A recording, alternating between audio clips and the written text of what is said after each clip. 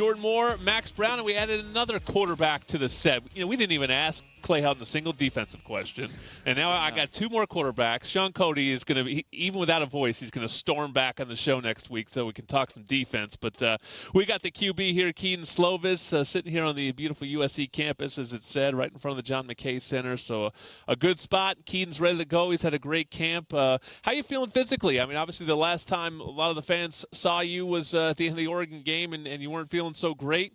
And you've been sort of pretty open and honest about gaining your physical confidence back. How are you feeling physically? Yeah, really good. It's been a long time since I felt this good, to be honest. After an elbow injury, a shoulder injury to your throwing shoulder, it's never something you kind of want to happen to yourself as a quarterback. And obviously at practice and playing the position is something you use every play and you rely on. And during the game, you don't want to be thinking about, throwing a spiral or, being accurate. You should be more focused on the defense and trying to get in the right spot. So that should be kind of at the back of your mind and second nature and muscle memory. So I think just getting back to that point was a big point for me this offseason. I know when I was here, that year 3 or going into year 3, that was the offseason that I made the biggest jump. You've obviously played a lot more than I did, and you didn't have an offseason last year. We talked to Clay about that as well. How pivotal was it for you this year to have that offseason and to grow, even though you have a lot of in-game experience under your belt already? Yeah, I think it was really important. I think there's so many smaller nuances or differences in the offense that, your freshman year, you're kind of just holding on and trying to, do things right. And you don't really understand why you're doing something or the next level. And then I think last year I got caught up in overthinking things or trying to do too much. And I think there's a happy medium in this offense of trying to do too much, but also working within it and doing the right things in it and seeing things, but not over analyzing the defense too. You can kind of get caught up in that. So I think that was the biggest thing this offseason. And even new kind of things we're doing the offensive line and checking runs. That's something that's new to me. So I think getting in the groove with them and again finding that happy medium was the biggest thing for me this offseason. You're listening to Kedon Slovis, the USC quarterback on Trojans Live. And Kedon, you've always sort of been the young guy in the experienced offense, right? You came in as a freshman and you played with these really experienced receivers and built those relationships. And now, as it does in college, it sort of flips a little bit. I'm actually curious about the offensive line. You do return a lot of experience there, but potentially you could have, 2 young tackles. What's the relationship like between the quarterback and the offensive line, and in particular those 2 big spots, those tackle spots, that protecting you? Is it just like, hey guys, block for me, trust, I'm here, I'm supporting you guys, or is there some chemistry that needs to be built between you and your big guys up front? Definitely. I think there's a lot of trust that needs to go both ways there. For me, one, to have trust in those guys to block for me when I'm not looking down and, just have trust that they're giving me a good pocket. And they've done a great job all camp working and getting better and working as a unit. And the other thing is me getting them in a good look and being able to, get them in a play where they can block guys or, if they bring an extra one, I get the ball out so it doesn't, record as a sack for them. So I think that's the biggest thing for me and for them is just having that trust and the confidence that, I'll get them in the best situation for us to win, and Brett's going to get them lined up and get me protected as well. We know about Drake London, but what about these other receivers? I know there's a whole list of them, a lot of guys that can play some football. Who are some favorites of yours coming out of fall camp? There's a lot of guys. I think the biggest, excitement for me is seeing these transfer kids. Taj Washington's done a great job and kind of came in, I think, shocked a lot of people. I've heard of him last year, and coach was excited to bring him in. But to see him out here and making plays for us this summer and fall was exciting.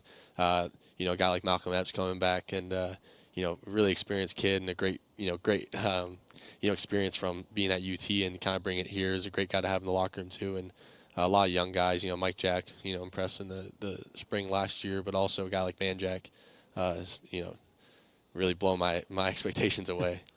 And let's stick with Drake London because Max brought him up, and we all enjoy watching him so much. I didn't realize you guys were so close off the field until I've seen you guys so much this year, and it seems like you have that great relationship on and off the field. What's that like to have that kind of connection with your top playmaker? Yeah, it's nice. I think the biggest thing for Drake is just, we've been through it kind of since the beginning. We both started as true freshmen, and I think the biggest thing is we didn't have the most expectations coming in, and I think people kind of doubted us to an extent. I remember someone kind of asked me the other day about, getting asked why I was throwing to Drake against BYU and pivotal point of the game, and I think we just had that trust in each other from the beginning because we knew what kind of players we would be, and again, it's nice to kind of be at this point in this stage of our careers and, being leaders on the team and being at that point where, it's our team now.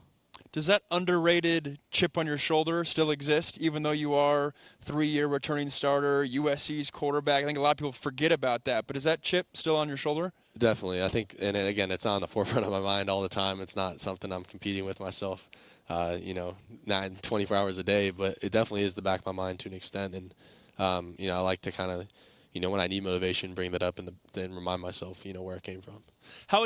How excited are the players to have the fans back in the stadium? I mean, it must have been so weird last year. You threw what could have been sort of this iconic pass to Drake and this incredible comeback to start the season to the sound of absolute silence other than a couple of guys screaming on the field. I mean, it must have been so weird. And, for players, too, I imagine there's lots of family that you're going to get back. I mean, imagine where your parents are during the game and you're looking up at times. I mean, what was it like? But really, how excited are you to have it back to the way it should be? Very excited. I know the guys are excited, too. It was – we try to bring as much energy as you can, but you can't replicate what it feels like to have fans in the Coliseum. And I think I know we're so excited to have them back and, to bring that energy. And I hope we have a great crowd on Saturday. I'm pretty sure we will. And I think that's the biggest thing you mentioned, too. Last year was difficult because I got asked, how does it feel to be a part of an iconic moment of the UCLA game? And I was like, well, it didn't feel iconic because we're celebrating with ourselves and there's no one in the stands. So same with the ASU game. So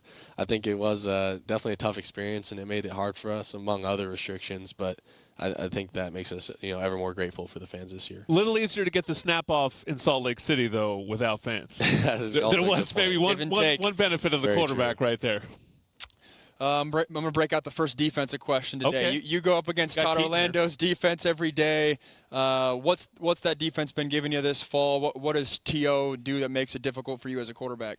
Oh, man, T.O. just gives us every look in the book.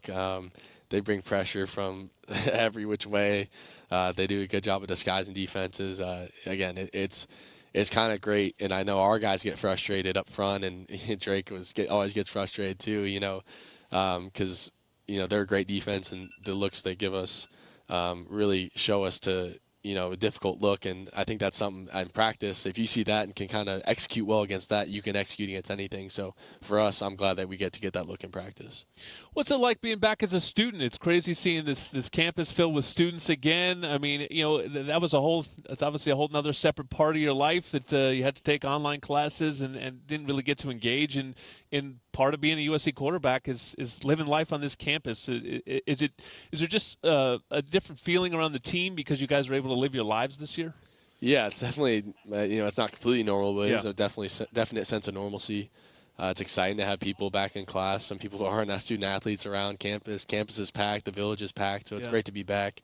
It is, I will admit, it's a little exhausting going to class and not just flipping on Zoom and hanging out in your living room. So that's definitely a bit of an adjustment, but I think everyone's adjusting pretty well. And, I'd much rather be in the classroom anyway.